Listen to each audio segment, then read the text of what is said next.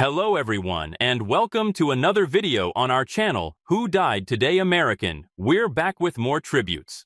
In this video, we have a list of American stars who passed away in the last few days, or just recently.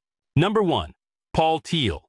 According to a statement from his agent Susan Toller Walters, Paul Teal, a TV and movie actor best known for his part in the CW's teen serial opera One Tree Hill, has away. He was 35. According to Walter's statement, which was given to CNN on Monday, Teal passed away on Friday after a courageous battle with cancer. All of us who were fortunate enough to know him will never forget his extraordinary talent and kind disposition.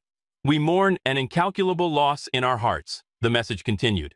Amelia Torello, Teal's fiancée, also announced his passing on Sunday in a statement that was uploaded to her Instagram page. In a battle that you always fought valiantly, you were taken too soon. Even though I lost a piece of me with you, I swear to strive for happiness in life just as hard as you did to live each day. I am the luckiest person in the world because I got to call you mine, and the world is fortunate to have even had a moment with Paul Teal. I will always love you, she wrote. Teal gained notoriety in 2010 when she made an appearance in Season 7 of the popular teen romance series One Tree Hill. He also played alongside Ben Affleck and Ana de Armas in the 2022 psychological thriller Deep Water. A CW representative has been contacted by CNN for comment. In a message shared on her Instagram page, Teal's co-star on One Tree Hill, Bethany Joy Lenz, recalled him as the kind of guy who lit up a room without trying. Before they reconnected on the One Tree Hill set in 2010, Lenz claimed to have first met Teal while they were working on the musical production of The Notebook, which she produced in 2006, and in which Teal played the lead role of Noah Calhoun. Paul was ideal for the role because of his self-effacing sense of humor and determination to give his all to any role. He was very giving and a pleasure to work with in any setting, she wrote. He wasn't old enough to pass away. Too young. I'm devastated. For all of us who knew you, Paul, even if it was only for a season, your stay here was like a summer romance. Astonishing, thrilling, profoundly poignant, and unforgettable. Teal had appearances in a number of television shows, such as The Walking Dead, World Beyond, Outer Banks, and Good Behavior. His recent projects included parts in the films Lily and Descendants, The Rise of the Red, both of which came out this year. In the upcoming Starz thriller series, The Hunting Wives, he will co-star with Dermot Mulroney, Malin Ackerman, and Brittany Snow. He filmed the role before he passed away. Next year is when the show is scheduled to debut. Number 2. Roy Haynes, American drummer who began in 1940s swing and bebop scenes, played with Charlie Parker, John Coltrane, and dozens more. One of the last drummers from the swing and bebop periods of jazz, Roy Haynes, passed away at the age of 99. According to his daughter, Leslie Haynes Gilmore, he passed away after a brief illness. Over the course of a career that started in the mid-1940s, Haynes gained the admiration of many of his peers with his dynamic approach, which also included fusion and avant-garde jazz. Among the musicians he performed with were John Coltrane, Miles Davis, Sonny Rollins, Charlie Parker, Bud Powell, and countless more.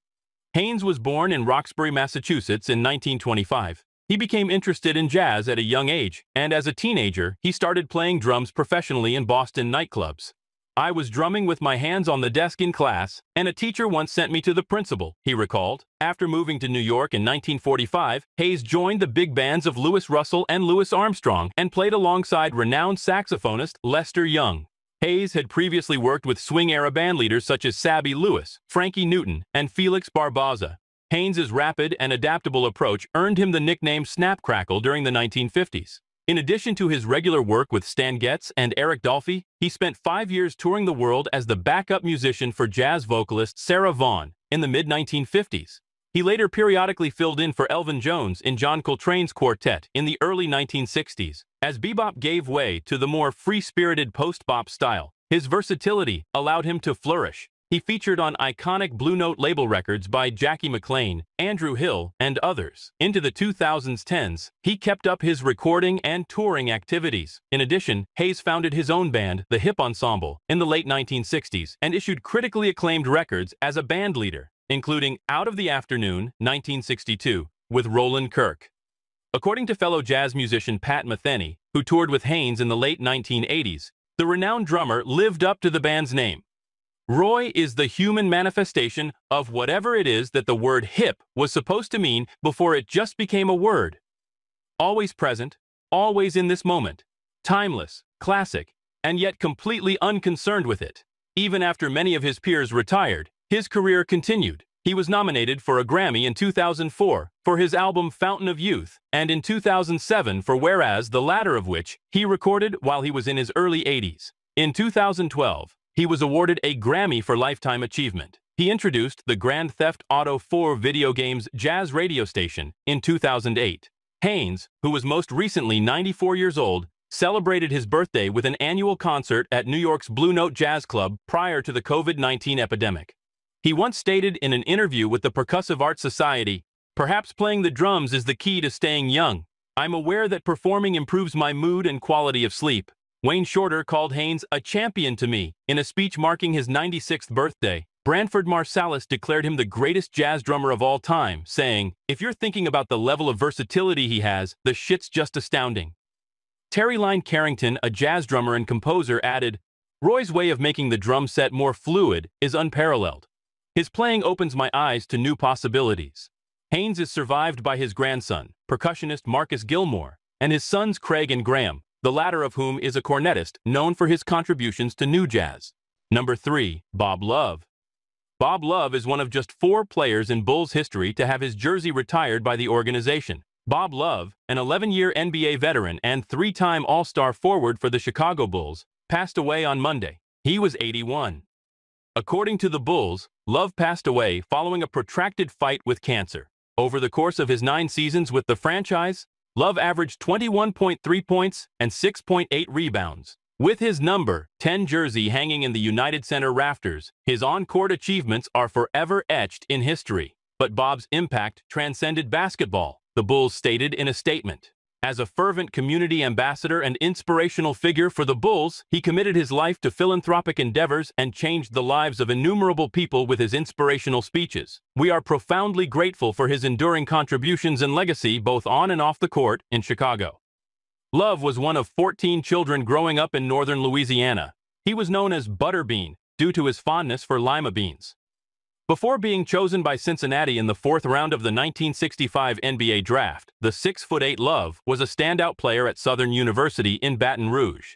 After 2 seasons with the Royals, he was selected by Milwaukee in the 1968 expansion draft. In November 1968, Flynn Robinson was dealt to Chicago for Love and Bob Weiss. Love became one of the top forwards in the NBA while playing with the Bulls. In 1970-73, Love was an All-Star for 3 consecutive seasons. In the 1971-72 season, he averaged a career-high and team-high 25.8 points. Following the 1976-77 season, Love retired. In 789 games during his career, he averaged 17.6 points and 5.9 rebounds while playing for the Seattle Supersonics and the Brooklyn Nets.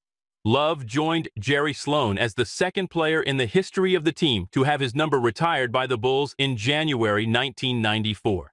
In January of this year, Love was a member of the team's first ever Ring of Honor class. "I talk about never giving up, never playing the victim in life, and holding on to your dreams," Love said in 2015 via the Bulls. "Never let anyone tell you that you can't succeed. All my life I wanted to be like Dr. Martin Luther King. I wanted to be a great speaker. I couldn't, but I had those dreams, and I held on to those dreams all my life. When I get up there sometimes in front of thousands of people, I envision myself being Dr. King or John Kennedy. Those were my heroes." Everybody has a struggle in life you have to overcome. I'm an example. Don't give up on your dreams no matter what everyone says.